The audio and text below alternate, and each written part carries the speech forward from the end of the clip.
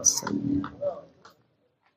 الحمد لله وكفى وسلام على عباده الذين اصطفى. أما بعد فأعوذ بالله من الشيطان الرجيم. بسم الله الرحمن الرحيم. قل إن الموت الذي تفرون منه فإنه ملاقيكم ثم تردون إلى عالم الغيب والشهادة فينبئكم بما كنتم تعملون. وقال رسول الله صلى الله عليه وسلم صل على محمد وعلى آل محمد كما صليت على إبراهيم وعلى آل إبراهيم إنك حميد مجيد. اللهم بارك على محمد وعلى آل محمد كما باركت على إبراهيم وعلى آل إبراهيم إنك حميد مجيد. প্রথমে আল্লাহ রাব্বুল আলামিনের শুকরিয়া আদায় করতেছি যে আল্লাহ তাআলা মেহেরবানি করে আমাদেরকে একটি দ্বীনি মজলিসে বসার তৌফিক দান করছেন। এই যে একটি বৈরী পরিবেশের মতো অবস্থা চলতেছে, উপর দিয়ে অনেকের উপরে কুয়াশাও মনে পড়তেছে, তারপরে আপনারা কষ্ট করে বসে আছেন শুধু আল্লাহর ভালোবাসায়, আল্লাহ তাআলাকে সন্তুষ্ট করার উদ্দেশ্যে। আল্লাহ রাসূল সাল্লাল্লাহু আলাইহি ওয়াসাল্লাম বলেন, যে ব্যক্তি কোন মজলিসের মধ্যে উপস্থিত হয়, আল্লাহ তাআলাকে স্মরণ করার জন্য একে অপরের সাথে জমা হয় শুধু আল্লাহর জন্য, আবার একে অপর থেকে পৃথক হয় এটাও আল্লাহর জন্য। যারা এরকম আল্লাহর জন্য একত্রিত হয়, আল্লাহকে সন্তুষ্ট করার উদ্দেশ্যে, আবার একে অপর থেকে পৃথক হয়, রাসূল আকরাম সাল্লাল্লাহু আলাইহি ওয়াসাল্লাম বলেন, ওই লোকগুলিকে আল্লাহ তাআলা কিয়ামতের দিন আরশে আজিমের ছায়ার নিচে জায়গা দিবেন। বলেন, আমরা কার জন্য এখানে জমা হয়েছি? বলেন, কোন বিরিয়ানি খাওয়ার জন্য, কোন জিলাপি খাওয়ার জন্য? আমরা আল্লাহর সন্তুষ্টির জন্য কিন্তু সবাই এখানে উপস্থিত হয়েছি। আর না হলে এই শীতে, এই ঠান্ডায় আমরা এখানে কেউ আসতাম না। বাসায় বসে চা পান করে খানা খেয়ে আমরা লেপের নিচে আমরা ঘুমিয়ে যেতাম। কিন্তু এই ঠান্ডা এগুলি উপেক্ষা করে আমরা এখানে এসে বসে গেছি। অনেক দূর থেকেও দেখতেছি লোক চলে আসছে, নরসিংদী থেকে লোক চলে আসছে আপনাদের এখানে বয়ান শোনার জন্য।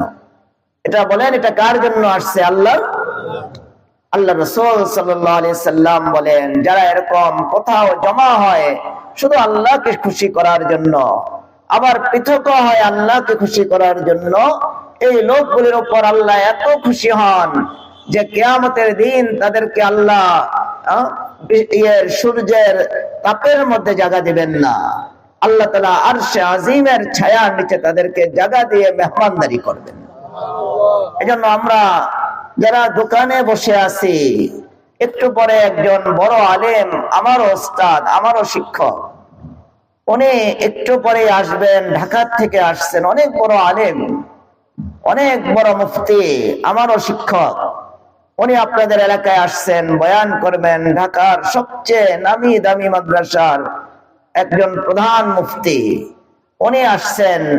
এই জন্য আমরা সবাই এটাকে কদর করব। আমি তো আপনাদের এলাকার লোক, আমি বয়ান আমার অনেক শুনছেন, শুনতেছেন, কিন্তু মেহমান আসছে দূরের থেকে। আমরা যদি না আসি, হুজুর যদি এসে দেখে বাজারে এত মানুষ, তাহলে কি বলবে যে শুনছি এলাকাটা এত আবাদ, এত ইসলামী দ্বীনের লাইনে এগিয়ে গেছে, কিন্তু দেখতেছি বাজারে মানুষ বেশি।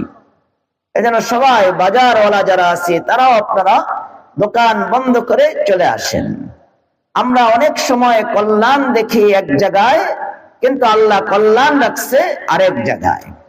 আল্লাহ কোরআনে কারীমের মধ্যে জুমার নামাজের ব্যাপারে আল্লাহ নিজে বলেন, ইযা নুদিয়া লিস-সালাতি মিন ইয়াউমিল জুমআতি ফাসআউ ইলা যিকরিল্লাহ। ওয়াদারুল বাই'আ যালিকুম খায়রুল লাকুম ইন কুনতুম তা'লামুন। আল্লাহ কোরআনে কারীমের মধ্যে বলেন, যখন আমার নামাজের জন্য তোমাদেরকে ডাকে, দিনের জন্য যখন তোমাদেরকে ডাকে, জুমার নামাজের জন্য যখন মুয়াজ্জিন আহ্বান করে আল্লাহু আকবার বলে, তখন তোমরা কি করবে? আল্লাহ কোরআনে কারীমে আমাদের আদেশ করতেছেন, ফাসআউ ইলা যিকরিল্লাহ ওয়া দারুল বাই'আ যালিকুম খায়রুল লাকুম ইন কুনতুম তা'লামুন। আল্লাহ বলতেছেন, যখন তোমাদেরকে আমার দিকে ডাকে, আল্লাহু আকবার বলে, তখন তোমরা আমার এই মুয়াজ্জিনের ডাকের দিকে তোমরা সাড়া দাও, তোমরা আমার দিনের দিকে, নামাজের দিকে দৌড়িয়ে আসো। আর ওয়াদারুল বাই, তোমরা কেনা বেচাটা ছেড়ে দাও। এরপর আল্লাহ বলতেছেন, কেনা বেচা ছেড়ে দাও। আল্লাহ যে আদেশ করলেন যে এখন আর জুমার আজানের পরে কেনা বেচা করো না, ব্যবসা করো না। তুমি হয়তোবা মনে করতে পারো আধা ঘন্টা আগে আমি দোকান বন্ধ করে দিলে আমার 5,000 10,000 টাকা বিক্রি কমে যাবে। আল্লাহ বলেন, বান্দা তুমি বাহ্যিক দৃষ্টিতে দেখতেছো তোমার লাভ, কিন্তু জুমার নামাজের আজানের যে আহ্বান, এটা সারা দিয়ে যদি তুমি সাথে সাথে মসজিদে চলে আসো, তুমি বাহ্যিক দৃষ্টিতে যদিও দেখো 10,000 টাকা লস, কিন্তু এখানে আমি তোমার জন্য কল্যাণ রেখে দিছি। আল্লাহ বলেন, ওয়াদারুল বাই'আ যালিকুম খায়রুল লাকুম ইন কুনতুম তা'লামুন। যে তোমরা কেনা বেচাকে ছেড়ে দাও। যখন আমার দিকে তোমাদেরকে মুয়াজ্জিন ডাক দেয়, কেনা বেচা ছেড়ে দিয়ে তোমরা মসজিদে চলে আসো, আমার দিনের দিকে চলে আসো। যদিও তুমি এখানে কল্যাণ দেখতেছো না, কিন্তু আমি এখানে কল্যাণ রেখে দিছি। এজন্য আমরা তো মনে করি দোকান চালালে, আমরা ওয়াজ না শুনে দোকান চালালাম, আমাদের মনে অনেক লাভ হয়ে যাবে। কিন্তু আল্লাহ তাআলা কিন্তু অনেক বড় শক্তিশালী। আপনি দেখবেন 20,000 টাকা আপনার ব্যবসা হয়েছে, কিন্তু বাড়িতে গিয়ে দেখবেন 50,000 টাকার বিপদ আপনার হয়ে গেছে। 50,000 টাকার ক্ষতি আল্লাহ করাই দিতে পারেন। এজন্য আল্লাহ বলে, বান্দা তুমি তোমার আকল খাটিও না, তোমার জ্ঞান খাটিয়ে তুমি কাজ করতে যেও না, আমি যা বলছি নির্দ্বিধায় তা মেনে নাও।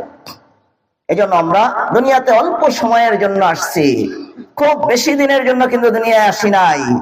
আমাদের আগেও মানুষ আসছে, আমাদের সময়েও অনেক মানুষ আসতেছে, আছে, পরেও কিন্তু আসবে।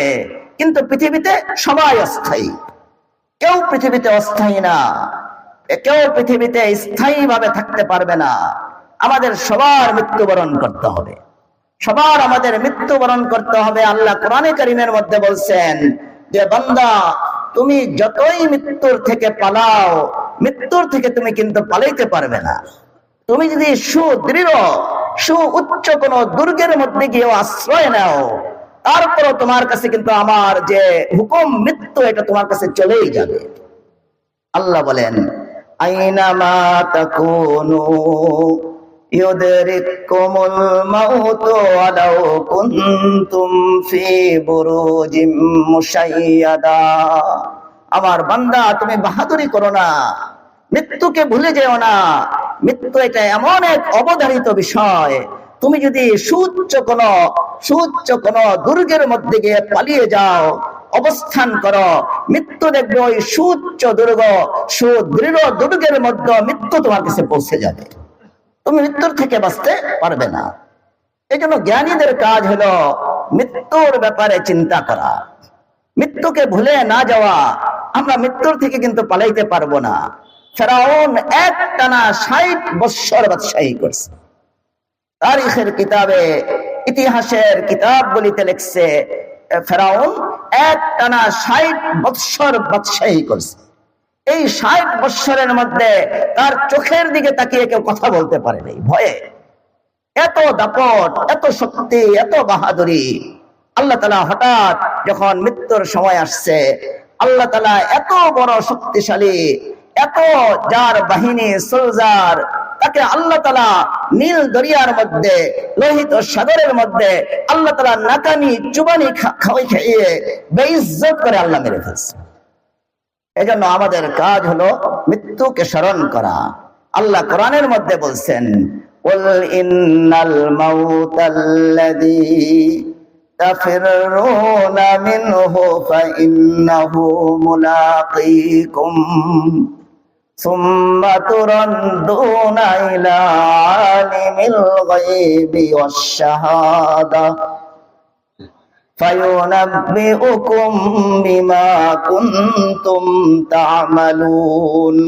আল্লাহ বলেন, হে নবী, আপনি বলে দেন তাদেরকে, তারা যেই মৃত্যুর থেকে পলায়, যেই মৃত্যুর থেকে তারা বেঁচে থাকতে চায়, আপনি বলে দিন আপনার উম্মতদেরকে, তারা কিন্তু মৃত্যুর থেকে পালাইতে পারবে না। কুল ইন্নাল মাউতাল্লাযী তাফিরুনা মিনহু ফাইন্নাহু মুলাকীকুম সুম্মা তুরাদ্দুনা ইলা আলিমিল গায়বি ওয়াশ শাহাদা। আল্লাহ বলতেছেন, আপনার উম্মতকে বলে দেন, তারা যতই বাহাদুর হোক, যতই শক্তিশালী হোক, তারা কিন্তু যে মৃত্যুর থেকে পালাইতে চায়, এই মৃত্যু থেকে কিন্তু পালাইতে পারবে না। মৃত্যু তাদের সাথে মোলাকাত করবেই। সে যত পালাক, যত শক্তিশালী হোক, যত কাচের ঘরে গিয়ে ঢুকুক, যত বড় দুর্গের মধ্যে গিয়ে প্রবেশ করুক, এই মৃত্যুর থেকে সে পালাইতে পারবে না, বরঞ্চ মৃত্যু সময় মতো তার কাছে চলে আসবে। ফাইন্নাহু মুলাকীকুম সুম্মা তুরাদ্দুনা ইলা আলিমিল গায়বি ওয়াশ শাহাদা। এরপর আল্লাহ বলতেছেন, মৃত্যু তো তাদেরকে এসে পাকড়াও করবেই, আর আল্লাহ তাআলার কাছে তাদের রূহটাকে মালাকুল মউত ছিনিয়ে নিয়ে আল্লাহ তাআলা পর্যন্ত পৌঁছাবে। আল্লাহ তাআলার সাথে তাদের সাক্ষাৎ হবে, আমাদের রূহের সাক্ষাৎ হবে। আল্লাহ তাআলা ওইখানে আমাদেরকে দেখায় দিবেন। কি দেখায় দিবেন? ফায়ুনাব্বিউকুম বিমা কুনতুম তা'মালুন। আল্লাহর কাছে যখন আমাদের রূহকে উপস্থিত করা হবে, আল্লাহ আমাদের রূহগুলিকে আমাদেরকে দেখায় দিবে, দেখো বান্দা, এই যে তোমার আমলনামা, তুমি ওই দিন এই গুনাহ করছো, ওই দিন এই অন্যায় কাজ করছো, ওই দিন তুমি হজ করছো, ভালো কাজ করছো। আল্লাহ এগুলি দেখায় দিবে। যাদের আমল ভালো হবে, আল্লাহ ফেরেশতাদেরকে বলবে, তার রূহটাকে চির সুখের জায়গা ইল্লিনের মধ্যে রেখে দাও। আর যাদের আমলনামা খারাপ হবে, আল্লাহ তাআলা বলবেন, এই আরশে আজিমের নিচ থেকে, এই আসমানের জগৎ থেকে তার রূহকে ছিটকে মারো, এবং জমিনের সপ্তম তক্তা একেবারে নিচের যেটা জাহান্নামের তক্কার মধ্যে তার রূহকে নিয়ে রেখে দাও। এজন্য আমরা যদি মনে করি যে আমাদের মৃত্যু আসবে না, আমরা মৃত্যু থেকে পালিয়ে যাব, এটা কিন্তু অনেক বড় ভুল কাজ হবে।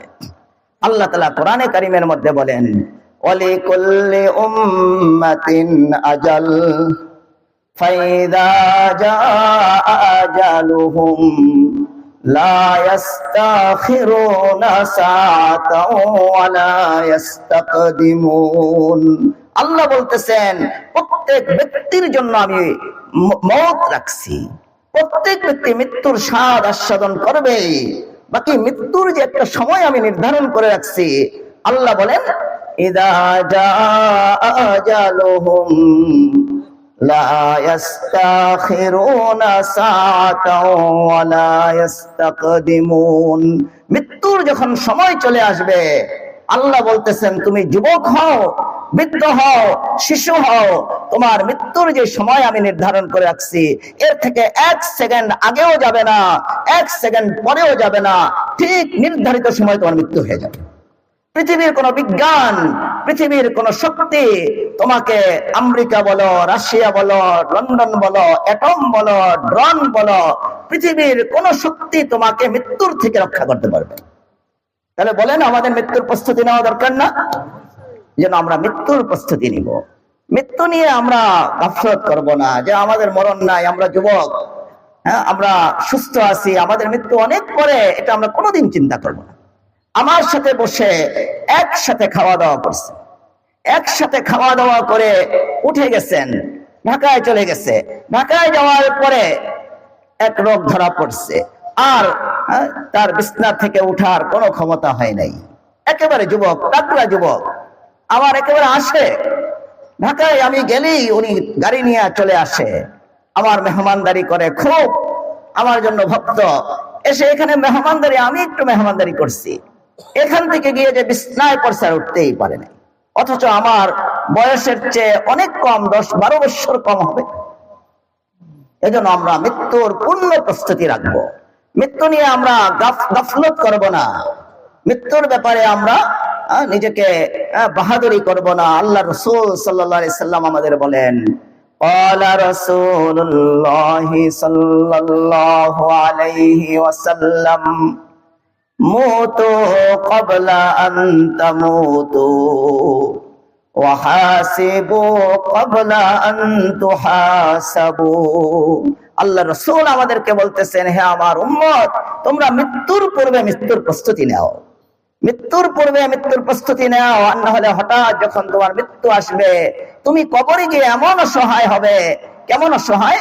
আল্লাহ রাসূল উদাহরণ দেন যে একজন লোককে যদি হাত পা বেঁধে তাকে যদি একটা সাগরের মাঝখানে ফেলে দেওয়া হয়, তাহলে এই ব্যক্তিটা নিজেকে যেমন অসহায় মনে করবে, কবরে একটা লাশকে, ব্যক্তিকে রাখার পরে যখন তার শরীরে আবার রূহ দেওয়া হবে, সে তাকে ওই সাগরে নিমজ্জিত ব্যক্তির চেয়ে নিজেকে অনেক বেশি অসহায় মনে করবে।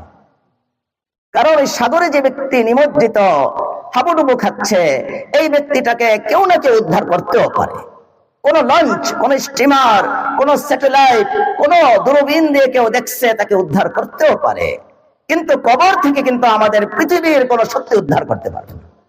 আমাদের কবরে 3 হাত মাটির নিচে কি ঘটতেছে, কি হইতেছে, পৃথিবীতে কত শক্তিশালী স্যাটেলাইট, কত শক্তিশালী যন্ত্র আবিষ্কার হয়েছে, কিন্তু 3 হাত এই মাটির নিচে আমাদের উপরে কি চলতেছে পৃথিবীর কোন বিজ্ঞান আজও বলতে পারে নাই।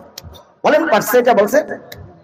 এজন্য আমাদের মৃত্যুর প্রয়োজন। আল্লাহ রাসূল আমাদেরকে খুব দরদের সাথে বলতেছেন, ক্বালা রাসূলুল্লাহ সাল্লাল্লাহু আলাইহি ওয়াসাল্লাম, আল কাইয়িসু মান দানা নাফসাহু ওয়া আমিলা লিমা বাদাল মাউতি আও কামা ক্বালা আলাইহিস সালাতু ওয়াস সালাম। আল্লাহ রাসূল বলেন যে, হে আমার উম্মত, তোমরা চালাক সেজো না। আমরা অনেকে চালাক সাজি। কিভাবে? টিভিতে গিয়ে টকশো করি, টিভিতে গিয়ে টকশো অমুক তমুক করে ইসলামের উপরে কিছু আঘাত করি। আমাদের যুবক ভাই যারা টুপি পরে, দাড়ি পরে, নামাজ পড়ে, যারা ইসলামের কথা একটু বলে, তাদেরকে নিয়ে তারা ঠাট্টা বিদ্রুপ করে। আর আমাদের দেশের কিছু লোক বলে এরা হলো বুদ্ধিজীবী। বলে না বুদ্ধিজীবী না বুদ্ধিপাপী? বুদ্ধিজীবী বলা যাবে ওদেরকে? বলেন, তারা তো বুদ্ধি নষ্ট, তাদের বুদ্ধিকে ডাস্টবিনে পড়েছে। তাদের বুদ্ধি যদি কাজ করত, তাহলে যেই যুবকটা নেশা থেকে বেঁচে, সুদ থেকে বেঁচে, নারী নির্যাতন থেকে বেঁচে, যেই যুবক মসজিদে গিয়া আল্লাহ তাআলাকে সিজদা করে, ওই যুবককে নিয়ে তারা টিভিতে তারা গর্ববোধ করত। কিন্তু তারা গর্ববোধ না করে তারা ওই যুবককে নিয়ে ঠাট্টা করে যে এই যুবক মাথা পাগল হয়ে গেছে, তার ব্রেন ঠিক নাই। এই জন্য সে চাকরিতে যারা আছে 5 জন 10 জন, যেই কয়জন ঘুষ খায়, এই কয়জন খুব ভালো চালাক। তারা অফিসের একেবারে সেট কর্মচারী, ভালো কর্মচারী। আর একজনে ঘুষ খায় না, একজনে ঘুষ খায় না। ওই 9 জনের শত্রুতে পরিণত হয় একজন, আর তাকে বলে পাগল। বলে না? বলেন, ওই যে ঘুষ খায় না তারে বলে পাগল, আর ঘুষখোরগুলি নিজেরে বলে যে আমরা অনেক চালাক, অনেক জ্ঞানী। আল্লাহ রাসূল যে বলেন, না, এটা জ্ঞানের আলামত নয়। ঘুষ খাওয়া জ্ঞানের আলামত নয়। তুমি সুদ খেয়ে তুমি টাকার পাহাড় জমিয়ে ফেললে এটা জ্ঞানের আলামত নয়। কারণ তোমার জীবনটা তো ছোট, মাত্র 60 বছর। আর কবরে যাওয়ার পরে তোমার যে একটা জীবন শুরু হবে, এটা তো হলো প্রকৃত জীবন। এই জীবনের শুরু আছে, শেষ নাই। কবর হাসরের যে জীবন আমাদের শুরু হবে, আল্লাহ রাসূল হাদিসের মধ্যে একটা মিসাল দিয়ে বুঝিয়েছেন। এই পুরা জমিনটাকে মাথা একেবারে জমিন থেকে, মাটি থেকে আসমান পর্যন্ত যদি সরষার দানা দিয়ে ভরপুর করে দেওয়া হয়, আর আসমান থেকে একটা পাখি অনেকদিন পর পর একটা করে সরষার দানা নিয়ে আসমানে চলে যায়, তাহলে এই সরষার দানা কত কোটি হবে? অগণিত, এটা তো কোনো হিসাব করা যাবে না। জমিন থেকে নিয়ে আসমান পর্যন্ত স্তূপ যদি লাগানো হয়, আর অনেকদিন পর পর একটা পাখি এসে একটা করে দানা নিয়ে যায়, আল্লাহ রাসূল বলেন এই দানাগুলি, সরষার দানাগুলি পাখি নিতে নিতে একদিন শেষ হয়ে যাবে, কিন্তু আখিরাতের যে জীবন শুরু হবে এই জীবন কোনোদিন শেষ হবে না। তাহলে ওই জীবনের জন্য আমাদের আমল অনেক বেশি করা দরকার না? আল্লাহ রাসূল বলেন, قال رسول الله صلى الله عليه وسلم الكيس من دان نفسه وعمل لما بعد الموت والعاجز من أتبع نفسه وتمنى على الهوى আল্লাহ রাসূল কামা قال عليه الصلاه والسلام আল্লাহ রাসূল বলেন যে জ্ঞানী হলো ওই ব্যক্তি যে নিজের সত্তাকে চিনে যে আমি আল্লাহর বান্দা, আমার কাজ হলো আল্লাহর হুকুম মেনে চলা, আমার কাজ হলো আল্লাহর হুকুম মেনে মেনে চলতে থাকা, আল্লাহর হুকুমের বিরোধিতা না করা। আল্লাহর হুকুম যদি আমার সামনে আসে, আমার মন এটাকে ভালো লাগুক বা না লাগুক, এটা আমার কবুল করে নিতে হবে। আমার কষ্ট হোক আর সুখ হোক বা আনন্দ লাগুক, এই হুকুমটা শুনে আমি মুসলমান হওয়ার দাবি হলো বিনা বাক্যে ওটাকে মেনে নেওয়া। আল্লাহ আজিজ আর রাসূল আকরাম সাল্লাল্লাহু আলাইহি সাল্লাম বলেন জ্ঞানী হলো ওই ব্যক্তি যে নিজের সত্তাকে চিনে যে আমি আল্লাহর বান্দা, আর সাথে সাথে যে মৃত্যুর পরের যে জীবন, কবরের যে জীবন, এই জীবনের জন্য যে আমল করে, আল্লাহ রাসূল বলেন সে হলো জ্ঞানী। এজন্য হারুন রশিদ বাদশাহ অনেক বড় বাদশাহ ছিলেন, প্রায় অর্ধ বিশ্ব শাসন করছেন। ওমর রাদিয়াল্লাহু তাআলা আনহুর পরের জমানার একজন তাবিঈন, সাহাবীদের পরের লোক, উনি অর্ধ বিশ্বের মতো শাসন করছেন ন্যায় ও ইনসাফের সাথে। তো ওনার কাছে একজন পাগল টাইপের লোক আসতো, আসলে পাগল না, আল্লাহওয়ালা, একটু চুল এলোমেলো, কথাবার্তা একটু এলোমেলো বলতো। এই লোকটা উনি হযরত হারুন রশিদ রাহমাতুল্লাহ আলাইহির কাছে আসতো। লোকটাকে বাহলুল নামে মানুষে চিনতো। এই বাহলুল উনি হারুন রশিদ বাদশার কাছে মাঝে মধ্যে দেখা করতে আসলে, বাদশাও তো দিনদার ছিল, উনি মাঝে মধ্যে ওনার পেটের মধ্যে খোঁচা দিয়ে বলতো, কি বাহলুল, কি খবর, তোমাকে আমি একটা হাদিয়া দিব। একদিন বলতেছে তোমাকে একটা হাদিয়া দিব, এই যে দেখো একটা লাঠি, এই লাঠিটা আমি তোমাকে হাদিয়া দিতে চাই।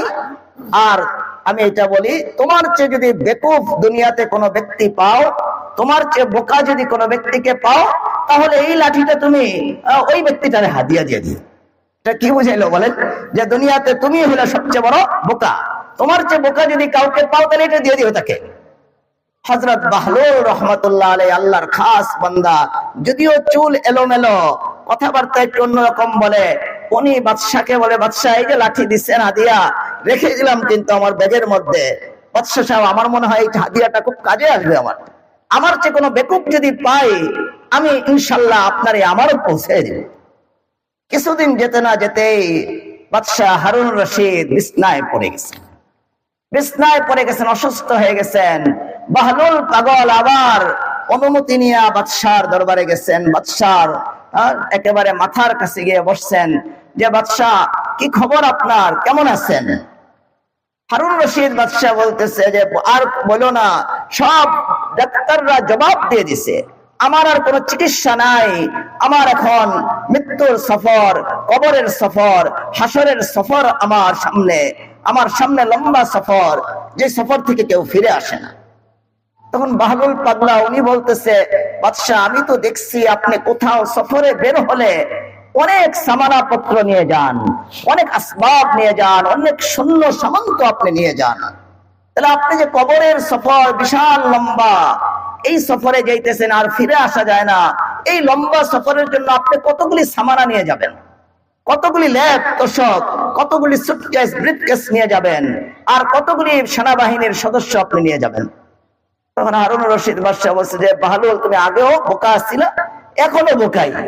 কবরের সফর এটা হাসরের সফর, ওখানে তো শুধু কাফনের কাপড় ছাড়া কিছু নেওয়া যায় না। যে বাহলুল, তুমি পাগলের মতো কথা বলো না, বোকার মতো কথা বলো না, আমি কবরে যাইতেছি খালি হাতে, আমি কবরে যাইতেছি খালি হাতে। বাদশাহী করতে করতে, দুনিয়া নিয়ে চিন্তা করতে করতে আমি তোমাদের মতো তো আমল করতে পারি নাই, নফল রোজা রাখতে পারি নাই, নফল নামাজ পড়তে পারি নাই, অনেক তাহাজ্জুদ পড়তে পারি নাই। বাহলুল, আমি খালি হাতেই কবরে যাইতেছি। তখন বাহলুল পাগলা ওই ওনার ব্যাগ থেকে ওই লাঠিটা বের করছে, যে বাদশাহ বলছিল তোমার চেয়ে বেকুব কাউরে পাইলে এই লাঠিটা দিয়ে দিও। উনি এই লাঠিটা বের করে বলছে যে বাদশাহ, আমি চিন্তা করে দেখলাম দুনিয়াতে যদি আমার চেয়ে বোকা কেউ থাকে সেটা আপনিই আছেন।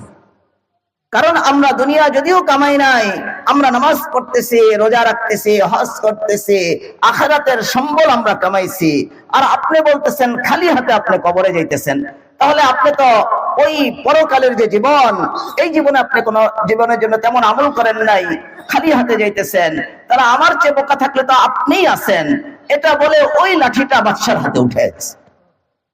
তারিখের কিতাব লিখছে বাদশাহ হারুন রশিদ তখন কান্না শুরু করেছে, অজরে কান্না শুরু করছে, আর বলছে বাহলুল, তোমাদের মতো মৌলবীদেরকে আমরা আসলে বোকা মনে করি, আর আমরা যারা রাষ্ট্র পরিচালনা করি আমরা নিজেদেরকে অনেক চালাক মনে করি, কিন্তু আসলে বাহলুল তোমাদের মতো মৌলবীরাই আসল চালাক।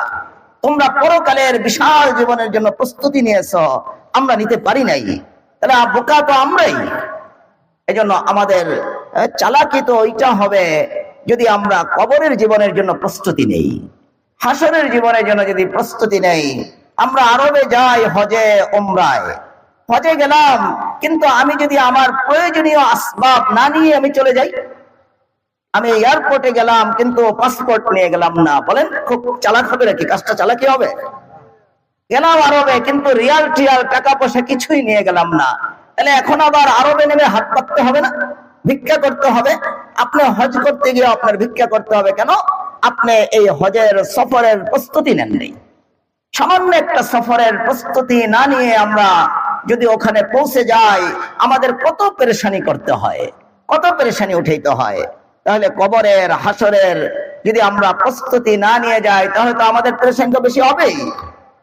এজন্য আল্লাহ কোরআনে কারীমের মধ্যে আমাদেরকে বলছেন যে বান্দা, তোমরা মুসলমান, প্রকৃত মুসলমান না হয়ে কিন্তু কবরে এসো না। ইয়া আইয়ুহাল্লাযীনা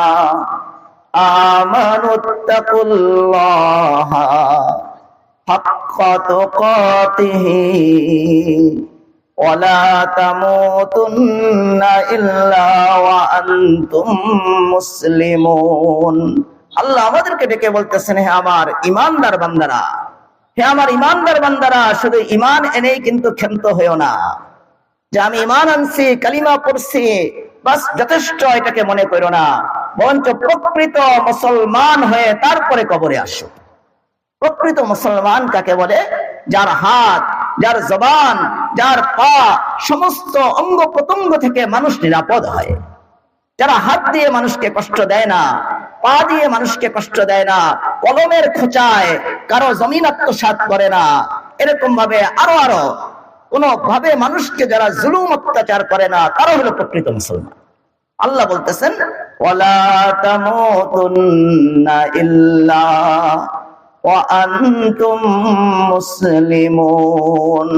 সাবধান আমার ঈমানদার বান্দারা, শুধু ঈমানটাকে যথেষ্ট মনে করো না, তোমরা ঈমান আনার পাশাপাশি প্রকৃত মুসলমান হও।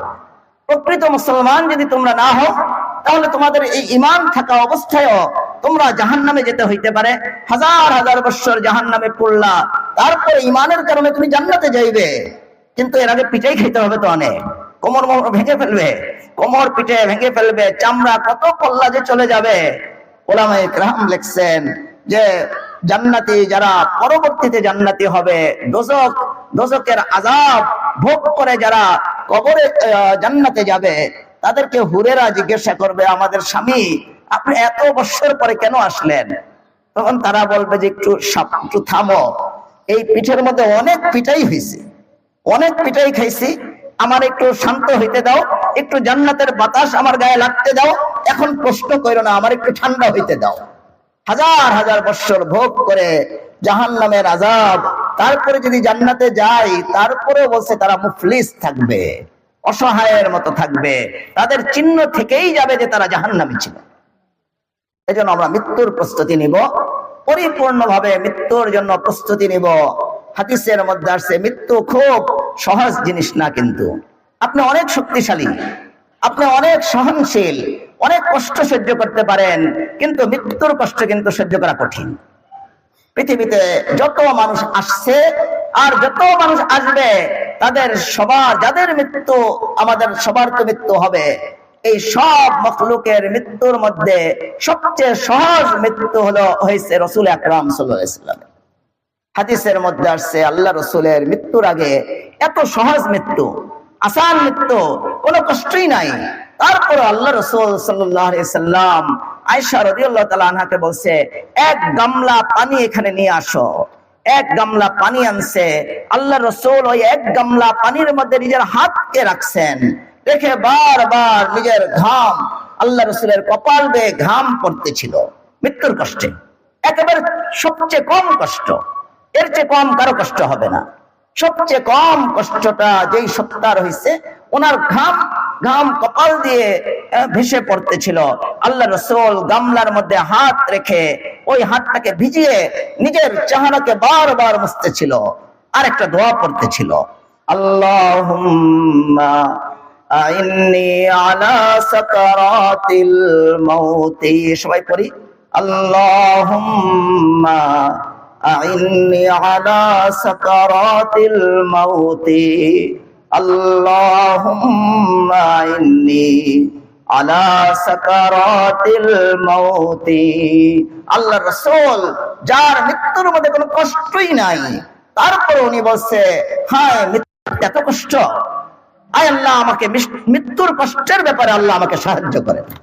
আল্লাহ রাসূল বলছেন, ঘেমে যাইতেছিলেন, ওনার মৃত্যুর কোনো কষ্টই নাই, অথচ আল্লাহ রাসূল ওই অতটুকু সামান্য একটু যে কষ্ট, এই ব্যাপারেও আল্লাহ রাসূল বলতেছেন, আল্লাহুম্মা ইন্নী আলা সাকারাতিল মাউতি। আয় আল্লাহ আমাকে মৃত্যুর কষ্ট থেকে আপনি পানা দান করেন, আল্লাহ আমার মৃত্যুর কষ্ট থেকে আমাকে পানা দান করেন। হযরত আয়েশা রাদিয়াল্লাহু তাআলা আনহা উনি বলেন, আমি যদি শুনছি কোন ব্যক্তির মৃত্যুর কষ্ট হয়েছে, আমি এটাকে কোনো খারাপ মনে করি না। কেন, নবী আকরাম সাল্লাল্লাহু আলাইহি সাল্লামের মৃত্যুর মধ্যে তো সামান্য কষ্ট হয়েছে। উনি নবী, উনি মাসুম, আল্লাহর সবচেয়ে প্রিয় বান্দা, ওনারও কপাল ঘেমে গেছে। তাহলে আমাদের সাধারণ মানুষের মৃত্যুতে যদি একটু কষ্ট হয়, এটা খারাপ ধারণা করা উচিত না। এটা আল্লাহ তাআলা আমাদের যে ছোটখাটো কিছু গুনাহ যদি থাকে, এই মৃত্যুর সময় একটু কষ্ট দিয়ে আল্লাহ তাআলা পরিষ্কার করে আমাদেরকে নিয়ে যায়। এজন্য আমরা মৃত্যুর প্রস্তুতি রাখবো, মৃত্যু নিয়ে আমরা গাফলত করব না। হাদিসের মধ্যে আসছে, একজন বদকার লোক যে আল্লাহকে ডাকে নাই, আল্লাহর সাথে সম্পর্ক কায়েম করেনি, তার মৃত্যুটা কেমন ভাবে হয়? হাদিসের মধ্যে আসছে, আল্লাহ রাসূল, এগুলি তো ঈমানদারদের কথা। একটা বেঈমানের সামনে এটা বললে কি বলেন, এটা সে বিশ্বাস করবে? সে বলবে, আমি তো স্যাটেলাইট, আমি তো এইটা ওইটা মেশিন লাগাই, আমি তো খুঁজে পাই না, কোনো কষ্ট দেখি না, কোনো আজরাইল আলাইহিস সালামকে দেখি না, মালাকুল মউতকে দেখি না। আল্লাহ রাসূল বলেন যে যখন মানুষ মারা যাওয়ার সময় হয়, এই লোকটা যদি বেনামাজি হয়, এই লোকটা যদিও মুসলমান, বেনামাজি, ফাসিক, মুনাফিক, ঠিক মতো সে আল্লাহকে ডাকে নাই, আল্লাহকে নারাজ করছে, আল্লাহকে অসন্তুষ্ট করে ফেলছে, আল্লাহর আযাবকে নিজের উপরে অবধারিত করছে, এই ব্যক্তির যখন মৃত্যুর সময় হয়, ওই লোকটা নিজের চোখে দেখবে যে কুৎসি, একেবারে বিবর্ণ, একেবারে বিভৎস আকৃতির কিছু বড় বড় ব্যক্তি, যাদের চোখ হবে নীল, অনেক ভয়ঙ্কর আকৃতির ফেরেশতারা তার সামনে এসে উপস্থিত হয়। আর তার সামনে দুর্গন্ধযুক্ত টাট সালার মতো এক ধরনের বস্তু উপস্থিত করবে। তার শরীর থেকে তার যে রূহটা আছে, এটাকে ছিঁড়ে ভিড়ে, একেবারে ছিঁড়ে ভিড়ে, কিভাবে? কেউ কেউ এটা উদাহরণ দিছে, কোন ব্যক্তির চামড়া যদি উল্টা জীবন্ত অবস্থায় ছিঁড়ে ফেলা হয়, তাহলে যেভাবে যতটুকু সে কষ্ট পাবে, ওরকম কষ্ট দিয়ে একজন বেনামাজি, একজন ফাসিক, একজন মুনাফিক, কাফের, মুশরিক, তাদেরকে মালাকুল মউত তাদের মৃত্যু ঘটাবে। সর্বোচ্চ কষ্ট, কতটুকু কষ্ট বলতেছেন যে জীবন্ত কোন ব্যক্তির চামড়াকে যদি টেনে ছিঁড়ে ফেলা হয়, আমরা তো এটা দেখি না, তার উপর দিয়ে কি ঘটতেছে আমরা দেখি না, কিন্তু আর তার উপরে এতটুকু কষ্ট হবে যে তার মনে হবে যে আমার চামড়াগুলি টেনে ছিঁড়ে ফেলা হচ্ছে। এজন্য আমরা মৃত্যুর ব্যাপারে গাফলত করব না। যুবক হই, বৃদ্ধ হই, আলহামদুলিল্লাহ অনেক যুবক ভাইয়েরা আসে আমার এই মাহফিলের মধ্যে। ঢাকা ইউনিভার্সিটির ছেলেরা আসে, অনেক ছেলে দল বেঁধে আসে। আমি আশ্চর্য হয়ে যাই, ঢাকা থেকে এসে আবার রাত্রেবেলায় ঢাকা আবার চলে যায়, ঢাকা ইউনিভার্সিটিতে তারা পড়ে। আমি দেখে তাদের মাঝে মাঝে জিজ্ঞাসা করি, তোমরা কোন মাদ্রাসার শিক্ষক? আমরা ঢাকা ইউনিভার্সিটিতে পড়ি, আমরা জগন্নাথ বিশ্ববিদ্যালয়ে পড়ি। ওদিন গেছি, এক ছেলে আসছে, সে দেখাইলো যে কাকরাইল টঙ্গীতে পাহারাদারিতে ছিল বিশ্ববিদ্যালয়ের ছাত্র। সে দেখালো তার মাথা থেকে পা পর্যন্ত পিটানের দাগ। আমি বললাম এগুলো কিসের দাগ?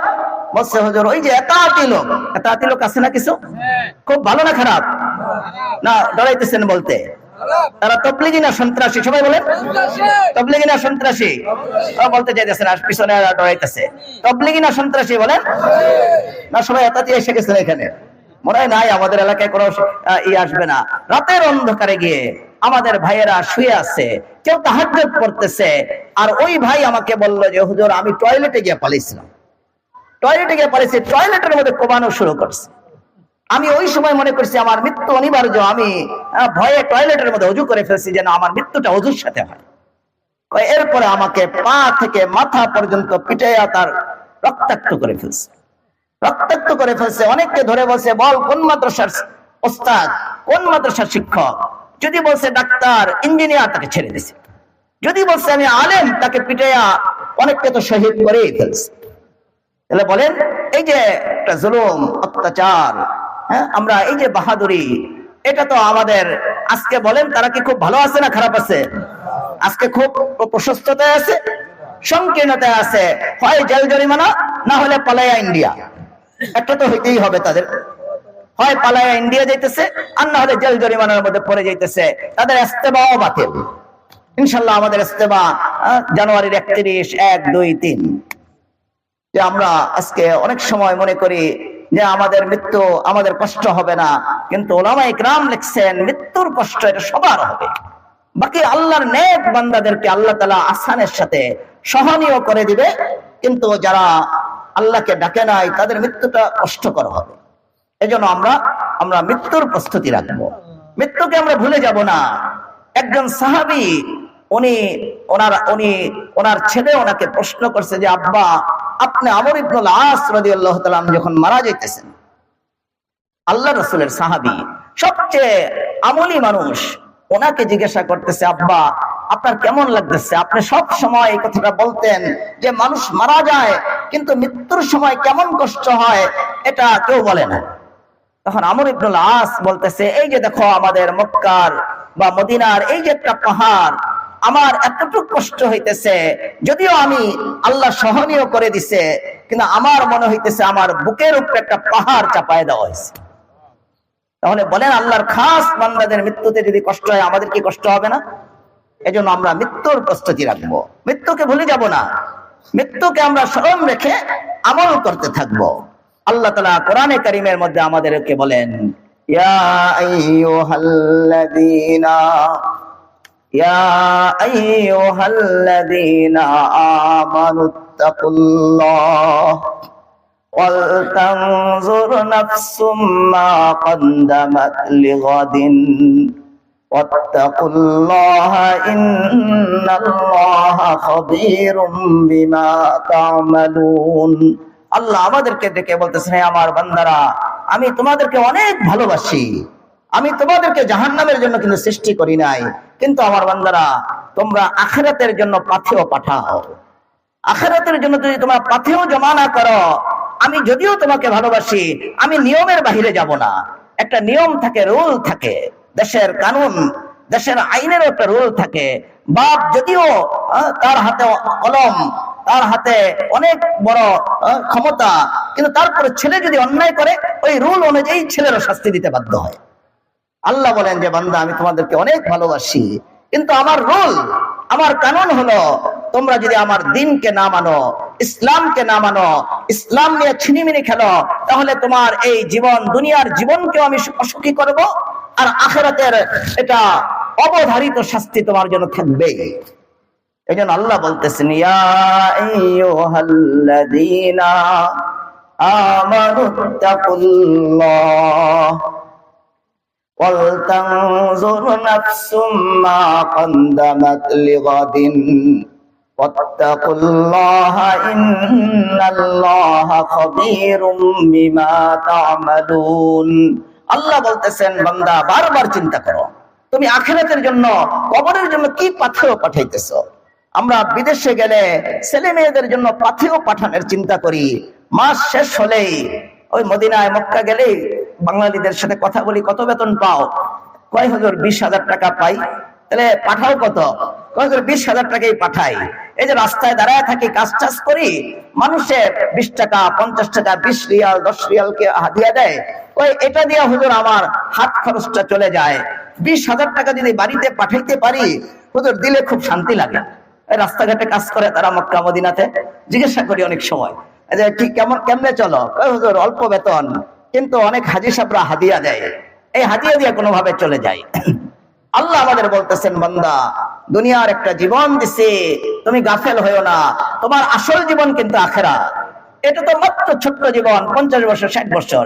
এখানে যারা যুবক বসে আছে, আমি যখন এই এলাকায় আসছি তখন আমাকে এই এলাকার একজন, নাম বলবো না, এখানে ওনার আত্মীয় স্বজন বসা আছে, আমাকে উনি দাওয়াত দিচ্ছে যে আমি বড় হুজুরকে দেখি। উনি ঢাকার থেকে আসছে, বড় হুজুরকে দেখবে। তা আমাকে এই এলাকার 2-3 জন আলেম ওলামা, মাওলানা ওলিউল্লাহ হুজুর, এরকম 2-3 জন আলেম আমাকে ওনার বাসায় নিয়ে গেছে, বড় হুজুরকে উনি দেখবে। তা আমারে দেখে উনি বলতেছে, এটা কোন বড় হুজুর?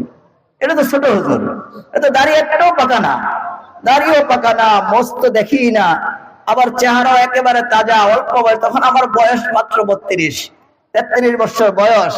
তো উনি আমার দেখে বলতেছে, আমার বিশ্বাস হলো না উনি বড় হুজুর। বড় হুজুর হতে হলে তো দাড়ি ঠাড়ি পাকা হওয়া দরকার, লম্বা ঠম্বা হওয়া দরকার। এই লোক তো লম্বাও না, একটা স্বাস্থ্যও নাই, দাড়ি ঠাড়িও দেখি সব কাঁচা। মাত্র 10-15-16 বছরের মধ্যে আমরা এখন সব একেবারে সাদা হয়ে গেছি।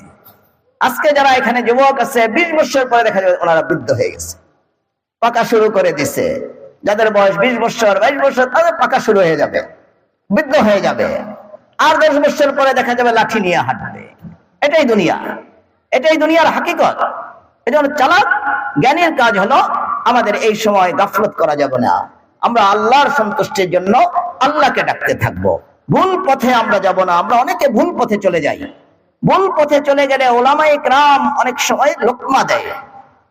ভুল পথে চলে গেলে ওলামায়ে কেরাম লোকমা দেয়। আজকে যদি এই মাঠে গান হয়, বলেন আমরা কি লোকমা দিব না? না, আপনারা রাগ হবেন এটা লোকমা দিলে? বলেন যুবক ভাইরা, বলেন আপনারা যদি এই মাঠে গান, আমাদের আলহামদুলিল্লাহ এই এলাকার যুবকদের তো আমি শুকরিয়া আদায় করে শেষ করতে পারবো না। আল্লাহ রাসূল বলছেন, মান লাম ইয়াশকুরিন নাস লাম ইয়াশকুরিল্লাহ। আমি নরসিংদী, আমি মমিন সিং দিয়ে বলি যে আমাদের দত্তের গায়ের ছেলে যারা কলেজ ইউনিভার্সিটিতে পড়ে, তাদের ভদ্রতা আমাকে খুব আকৃষ্ট করে, তাদের মার্জিত জীবন আমার কাছে খুব ভালো লাগে। তারা নামাজ হয়তো বা কেউ গাফলতের কারণে পড়ে না, কিন্তু আদব শিষ্টাচার তাদের পূর্ণতা, পূর্ণ আদব শিষ্টাচার তাদের আছে। এই মাঠের মধ্যে স্কুল আছে, কিন্তু এই মাঠের মধ্যে 16ই ডিসেম্বরে গান বাজে নাই, বাজলেও আমরা কেউ কানে শুনি নাই। এই মাঠে খেলা হয়, কিন্তু আমাদের যুবক ভাইয়েরা তারা গান বাজিয়ে খেলে না। এজন্য আমরা আপনাদের জন্য অনেক শুকরিয়া আদায় করি। আমি অনেক জায়গায় কিন্তু বলি যে আমার মনে হয় এই এলাকার লোক যেহেতু ভদ্র, এই এলাকার লোক যেহেতু মার্জিত, এজন্যই আল্লাহ তাআলা এই দত্তের গাঁও, আমাদের এই দারুল উলুম হামিউস সুন্নাহ এই মাদ্রাসাকে এই এলাকার জন্য কবুল করছে। আর না হলে আল্লাহ তাআলা, আমি আমার বাড়িতে মাদ্রাসা করি নাই, সেখানে আমি জায়গা দেখছি।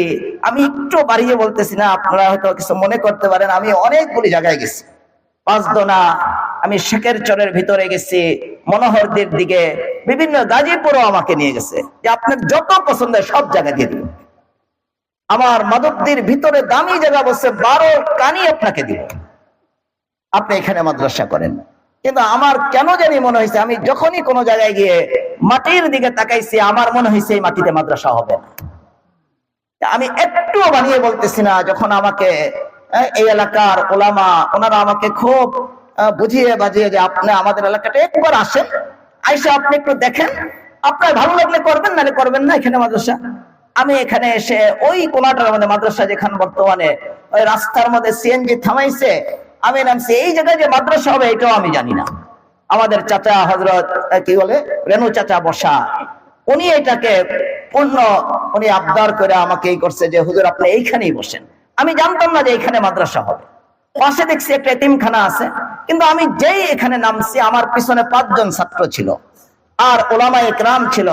আমার অনিচ্ছায় আমার মুখ দিয়ে বের হয়েছে এই জায়গাতেই মাদ্রাসা হবে ইনশাআল্লাহ। আমার মনে হয় আপনাদের এই এলাকাকে আল্লাহ কবুল করছেন। তাহলে এই জিনিসটাকে তো আমাদের ধরে রাখতে হবে। এখন আমরা যদি ভুল পথে আগাই, ভুল পথে আমরা যাই, বলেন এই এলাকার আল্লাহ তাআলা যে উঠাইছে, এই এলাকাকে আল্লাহ তাআলা যে আবাদ করছে, এটাকে টিকে থাকবে না নষ্ট হয়ে যাবে? বলেন। আজকে আমরা হক কথা এটা বলতেই হয় যে দাওয়াত ও তাবলীগের 2টা মেহনত এখন চলতেছে। একটা হলো এতাআতীদের, তাদের কাজ হলো হাতাহাতি। এতাআতি তাদের কাজ কি বলেন? সবাই বলেন হাতাহাতি করছে না? তারা পিটিয়ে মানুষ মেরে ফেলছে। এই এতাআতীদের জামাত যদি আমাদের এই এলাকার মধ্যে এসে ঘাঁটি বাঁধে, এটা কি আপনারা রাজি থাকবেন? বলেন। কে রাজি থাকবেন বলেন? আমার মনে হয় কোনো যুবক রাজি থাকবে না। হ্যাঁ, রাজি থাকবেন কেউ? এই এতাআতীদের জামাত আমরা দেখতেছি এখন, ওই এতাআতীদের অঙ্গ সংগঠন মেয়েদের একটা তাবলীগ, মহিলাদের তাবলীগ। এই মহিলারা তাদের প্রথম নীতি হলো যে আমরা এই উল্টা পাল্টা তাবলীগ করব। তাবলীগ করতে গিয়ে স্বামী যদি বাধা দেয়, স্বামীকে আমরা তালাক দিয়ে দেব। বলেন এটা কি সঠিক তাবলীগ না বাতিল তাবলীগ? আমরা শুনতেছি এই তাবলীগ এখন, এই তাবলীগের দাওয়াত, মহিলাদের এই তাবলীগের দাওয়াত আমাদের এলাকায় এসে ঘাঁটি বাঁধতেছে। এই মহিলা যখন প্রথম যখন এই তাবলীগটা শুরু করলেন, ওনার স্বামী, আমি আজকে আমার এলাকার আপনাদের এখানে বসা আছে, ওনারকে সামনে নিয়ে আমি ওই মহিলার ভাগিনার সাথে আমি কথা বলছি, আমার সাথে একসাথে হাঁটাদারি পড়ছে। উনি আমাকে বলছে এই মেয়েদের এই যে তাবলীগ, আমার মামি যে তাবলীগটা করতেছে, এই তাবলীগের কারণে আমার মামা রুহুল কিস সাহেব আমার এই মামিকে বিচ্ছিন্ন করে দিয়েছে। সে আমার মামার অবাধ্য মামি ছিল, স্ত্রী ছিল। এই মহিলা সর্বপ্রথমে মহিলাদের তাবলীগ শুরু করছে, যেখানে স্বামী থাকবে না, পুরুষ থাকবে না। অথচ শরীয়তের হুকুম হলো আপনি এক এলাকা থেকে আরেক এলাকায় যদি দূরে যান, তাবলীগে যান আর হজে যান, আপনার আপন আত্মীয় মাহরম সাথে নিয়ে যেতে হবে। আর তাদের কথা হলো মাহরম লাগবে না, আমরা আমাদের মতো তাবলীগ করব, স্বামী বাধা হলে স্বামীকে তালাক দিব। বলেন আমাদের স্ত্রীদেরকে এই তাবলীগ করানো ঠিক হবে আমাদের? না খানা পেলে আমরা ওইখানে পাঠিয়ে দিব? বলেন খানা পেলে পাঠাবো? কেউ কে পাঠাবো না? আমরা হাত তুলি। শুনতে অনেকে ডরায় গেছে, খানার মনে হয় যে খানাটা তো ভালোই হইতো। হ্যাঁ, খানার ডরে লোভে যাবো না তো আমরা কেউ। এটা কিন্তু বাতিল তাবলীগ। শুনতেছি রবিবারে এটা তারা এখানে বাসা বাঁধবে, তারা কিছু গল্প গুজব করতে আসবে। দয়া করে আমাদের এখানে কোনো স্বার্থ নেই। বাতিল তাবলীগে আপনার স্ত্রী যদি যায়, আপনার সর্বপ্রথম আপনার বাড়িটা হবে জাহান্নামের টুকরা। এজন্য আমরা আমাদের ঈমান আমলকে ঠিক রাখবো, আমলকে সুন্দর করব। আল্লাহ কোরআনে কারীমের মধ্যে বলছেন, যারা আমলকে সুন্দর করবে, আল্লাহকে ডাকবে, শিরিক করবে না, বিদআত করবে না, নিজের আমল ঠিক রেখে কবরে যাবে, কবরে যাওয়ার আগেই আল্লাহ তাআলা তাদেরকে কি নিয়ামত দিবে আল্লাহ কোরআনে বলেন, ইন্নাল্লাযীনা ক্বালু রাব্বুনাল্লাহ সুম্মা ইসতাকামু তাতানাজ্জালু আলাইহিমুল মালায়েকা আল্লা তাখাফু ওয়া লা তাহজানু ওয়া আবশিরু বিল জান্নাতিল্লাতী কুনতুম তুআদুন। আল্লাহ আমাদেরকে বলতেছেন, আমার বান্দা তোমরা যারা দুনিয়াতে আমাকে রব হিসাবে মানছো, বলেন আমরা কাকে রব মানি? এখন কবরের সামনে গিয়ে যদি আবার চাইছিলে, তাহলে আল্লাহকে রব মানা হলো? কবরের সামনে মাজারে গিয়ে যদি চাই মেয়ে, আল্লাহকে রব মানা হলো? বলেন কবরের সামনে গিয়ে যদি ধন সম্পদ চাই, মাজারে গিয়ে আল্লাহকে রব মানা হলো? তাহলে আল্লাহকে রব মানা মানে, আল্লাহকে রব মানার অর্থ হলো শিরিক ছেড়ে দিতে হবে। কোনো মাজারে যাওয়া যাবে না, কোনো বাবার দরবারে যাওয়া যাবে না, কোনো মাজারে গিয়ে মানত করা যাবে না। মাজারে মানত করা শিরিক। সবাই বলেন কি? না শাহজালালের মাজারে গিয়া মানত করলে জায়েজ হয়ে যাব? শাহজালাল রহমাতুল্লাহ অনেক বড় বুজুর্গ ছিল, কিন্তু ওনার মাজারে গিয়ে যদি আপনি মানত করেন আপনার ঈমান নষ্ট হয়ে যাবে।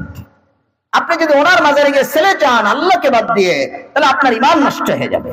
আল্লাহ বলেন ইন্নাল্লাযীনা ক্বালু রাব্বুনাল্লাহ সুম্মা ইসতাকামু তাতানাজ্জালু আলাইহিমুল মালাইকা আল্লা তাখাফু ওয়া লা তাহজানু ওয়া আবশিরু বিল জান্নাতিল্লাতী কুনতুম তুআদুন। আল্লাহ বলেন, যারা তোমরা দুনিয়াতে আমাকে রব মানছো, শিরিক করো নাই, তোমরা গুনাহের কাছ থেকে তওবা করে নিছো, তোমাদের প্রথম তোমাদেরকে আমি যে প্রতিদান দেব সেটা হলো মৃত্যুর আগে তুমি তোমার নিজের চোখে দেখবে আসমান থেকে রহমতের ফেরেশতারা দলে দলে তোমার কাছে আসতেছে। ইন্নাল্লাযীনা ক্বালু রাব্বুনাল্লাহ সুম্মা ইসতাকামু, যারা রব আল্লাহকে মানছে আর এটার উপর অবিচল ছিল, আল্লাহ বলতেছেন প্রথম পুরস্কার তোমার বেঁচে থাকা অবস্থায় প্রথম পুরস্কার দিব। সেটা কি? তাতানাজ্জালু আলাইহিমুল মালাইকা আল্লা তাখাফু ওয়া লা তাহজানু। ফেরেশতারা দলে দলে আসমান থেকে নেমে আসবে, এসে তারা আমাকে আপনাকে, আমরা যারা আমল ঠিক রাখবো, আমাদেরকে সুসংবাদ দিবে যে তুমি কোনো ভয় করো না, তোমার কোনো পেরেশানি নাই, তোমার কোনো চিন্তা নাই, আমরা দুনিয়াতে তোমার সাথী ছিলাম, কবরে হাসরেও আমরা তোমার সাথী থাকবো। যতদিন পর্যন্ত তোমার কবরের মধ্যে আমরা জান্নাতের বিছানা বিছাইতে না পারবো, ততদিন পর্যন্ত আমরা তোমার থেকে পৃথক হব না। আল্লাহ তাখাফু ওয়া লা তাহজানু ওয়া আবশিরু বিল জান্নাতিল্লাতী কুনতুম তুআদুন। আর তারা আমাদেরকে, যারা আমরা নেক আমল করব, আমাদেরকে জান্নাতের সুসংবাদ দিবে যে তুমি ওই জান্নাতের সুসংবাদ তুমি গ্রহণ করো। যে জান্নাতটা কেমন, যে তোমার অন্তরে যদি কিছু উদয় হয়, তোমার অন্তরে উদয় হয়েছে যে আমি আপেল খাবো, শুধু অন্তরে উদয় হয়েছে, তুমি মুখে কিছু বলো নাই, তুমি সামনে দেখবে যে আপেল উপস্থিত হয়ে গেছে। তোমার অন্তরে যা উদয় হবে তাই আল্লাহ তাআলা তোমাকে দিয়ে দিবে, তুমি যদি শুধু তোমার আমলটাকে দুনিয়াতে ঠিক রাখো।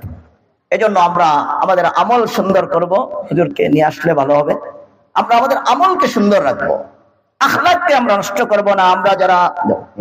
আমরা যারা যুবক ভাই আছি, দয়া করে আমরা নিজের জীবন নষ্ট করব না। এই যে কিছুদিন আগে আপনাদের বন্ধু একটা যুবক অ্যাক্সিডেন্ট হয়ে মারা গেছে, ওনার আব্বাও এখানে আসছে বয়ানে, আমার খুব খুব ঘনিষ্ঠ মানুষ। ওনার ছেলে আমি জানি অনেক ভদ্র ছিল, আমার সাথে অনেক দেখা করত, বারবার দেখা করত। অনেক সময় মানুষকে চেনা যায় না, দেখতে দেখা যায় মনে হয় টুপি নাই, দাড়ি নাই, ছেলেটা মনে হয় অভদ্র। কিন্তু আমি দেখছি অনেক যুবক দাড়ি নাই, টুপি নাই, কিন্তু চূড়ান্ত পর্যায়ের ভদ্র, তাদের অনেক ভদ্রতা, অনেক মর্যাদা। আমি যখন স্কুল কলেজের ছেলে করে অনেক আদর করি, কেউ কেউ আমার এটা বলছে যে হুজুর আপনি একটু স্কুল কলেজের ছেলে করে বেশি আদর করেন, মাদ্রাসার ছেলে হচ্ছে আপনি বেশি আদর। আমি ওদের আদর করবো না, কাদের আদর করবো? ওরা স্কুলে পড়ে, কলেজে পড়ে আল্লাহকে ডাকে, কলেজে পড়ে তারা ওলামাদের কাছে আসে, তারা আদর পাওয়ার সবচেয়ে বড় ভাগীদার তো তারাই। আমি এটা বলি, আমার অনেক একটু খোঁচা দিয়ে বলে হুজুর আপনি স্কুলের ছেলে করে বেশি মহব্বত করেন, মাদ্রাসার ছাত্র আসে অন্য মাদ্রাসা থেকে, আপনি বিস্কুট খাওয়ান না, আর স্কুলের ছেলেরা আসলে তাদেরকে মেহমানদারি করে দেন। আমি এটাই ঠিক আছে, ওরা তো আমাদের এটা বড়, ওদেরকে ফিরে আনতে হবে, ওদেরকে দিনের দিকে আনতে হবে। ওদের সাথে আমরা যত ভালো ব্যবহার করব তত তারা দিনমুখী হবে। এই জন্য আমি আমাদের যুবক ভাইদেরকে বলবো, আপনারা ইনশাল্লাহ এই মাঠে দত্তেরগাঁও কাসিমপুর ইউনিয়নে যেন কোনো রাত্রেবেলা কোনো ডেক সেট না বাজে, পারবো তো ইনশাল্লাহ? কোনো যেন অশ্লীল কোনো কাজ আমাদের এলাকায় না হয়। এটা একটা আদর্শ এলাকা হিসেবে মানুষ চিনে, এই এলাকাটাকে আদর্শ। আমি একেবারে বাংলাদেশের শেষ কিনারায় গেছি, যাওয়ার পরে আমাকে জিজ্ঞাসা করছে কোন এলাকা থেকে আসছেন, আমি বলছি নরসিংদী শিবপুর থানার, আমি দত্তেরগাঁও গ্রাম, এখানে একটা মাদ্রাসা। আমার জিজ্ঞাসা করছে আপনি মৌলানা সাব্বির সাহেবরে চিনেন? বিপদে পড়ে গেছি না, আমার জিজ্ঞাসা করছে আপনি সাব্বির সাহেবরে চিনেন? আমি বলছি আমি কেমনে বলি যে আমি সাব্বির? আমি একটু করে বলছি যে আমি তো ওনার সাথেই আছি। আপনি দত্তেরগাঁও গ্রামে গেলে ইনশাল্লাহ মৌলানা সাব্বিরের পাশে দেখবেন আমাকে পাইবেন ইনশাল্লাহ। কোন রকম সাইড কাটিয়ে চলে আসছি। ওদিন এক ডাক্তার সাহেব নরসিংদীর খুব বড় মাপের ডাক্তার, উনি আসছেন। আমি একদিন ওনার কাছে চিকিৎসা নিতে গেছি। যাওয়ার পরে প্রেসক্রিপশন করার আগে বলছে কোন এলাকায় আছেন? আমি তো শিবপুর দত্তেরগাঁও। কয় দত্তেরগাঁও তো আমি যাব করে নিয়ত করতেছি। আপনি কি মৌলানা সাব্বির সাহেবকে চিনেন? আমি বিপদে পড়ে গেলাম, কি করতে পারি? আমি কই চিনি তো ভালো করে, ওনার সাথেই তো আমি আছি, ওই মাদ্রাসায় তো আমি কাজ করি, গেলে ইনশাল্লাহ পাবেন। আপনার নাম কি? আমার কি বলবো নাম বলেন? আর আমি বলছি আব্দুল্লাহ, আমি আল্লাহর বান্দা। এই নিয়ত করে আমি আমার নাম লেখাইছি আব্দুল্লাহ, আমি আল্লাহর বান্দা। এটা বলে আমি কোন রকম আমার নাম লেখাইছি। তখন ডাক্তার সাহেব বলতেছে আপনি আমার একজন প্রিয় হুজুরের কাছে আপনি থাকেন, আপনার প্রেসক্রিপশন লেখার আগে আপনাকে আগে মেহমানদারি আমার করতে হবে। উনি চা বিস্কুট, আমি কি আপনি অনেক ব্যস্ত, আপনি দয়া করে প্রেসক্রিপশন লিখে দেন। না হুজুর, আপনি সাব্বির সাহেবের সাথে থাকেন, আপনার কদর করতে হবে আমার। আমি এই কি অবস্থা, আমি সাব্বির সাহেবের লগে থাকি, তাতেই চা বিস্কুট, আর সাব্বির সাহেব হলে কি হইতো আল্লাহই জানেন। আমি নামটা কোন রকম গোপন করে আমি চলে আসছি। এই জন্য আমরা এই এলাকার মর্যাদা রক্ষা করবো তো ইনশাল্লাহ, কোন বাতেল তবলিগ করবো না তো। আল্লাহ আমাদের সবাইকে কবুল করেন। এখন আমাদের ওস্তাদ মুহতারাম সারা বাংলার একজন বড় মুফতি সাহেব আসতেছেন। আমরা উঠে গেলে কি সম্মান রক্ষা হবে বলেন? আমরা এই ভদ্র এলাকার লোক কিন্তু আমরা এটা করবো না, আমরা সবাই বসবো, আমিও বসবো ইনশাল্লাহ। সুবহানাকাল্লাহুম্মা ওয়া বিহামদিকা আশহাদু আলহামদুলিল্লাহ, আলহামদুলিল্লাহ। সম্মানিত উপস্থিতি, আমাদের প্রধান বক্তা অত্যন্ত মূল্যবান শিক্ষক আজকে